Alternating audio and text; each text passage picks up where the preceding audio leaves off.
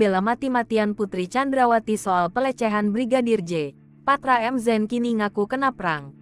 Dulu mati-matian bela Putri Chandrawati. Kini sang kuasa hukum, Patra M. Zen beri pengakuan mengejutkan. Patra M. Zen kini sebut dirinya dibohongi oleh Putri Chandrawati. Putri Chandrawati disebut Patra M. Zen membohongi dirinya soal pelecehan seksual oleh Brigadir J. Pasalnya, ia hanya mengetahui peristiwa pelecehan seksual itu dari berkas laporan yang sudah ada sebelumnya. Untuk itu, Patra menjelaskan kronologi dirinya diminta menjadi kuasa hukum Putri Chandrawati. Belakangan penyidikan kasus pelecehan seksual terhadap Putri Chandrawati dihentikan karena tidak ditemui unsur adanya bukti. Bahkan Ferdy Sambo juga mengakui bahwa tak ada pelecehan seksual kepada istrinya. Menanggapi hal itu, Kepala Pusat Keamanan Nasional Universitas Bhayangkara sekaligus penasihat ahli Kapolri, Hermawan Sulistyo, membongkar tindakan penyusunan skenario peristiwa pelecehan.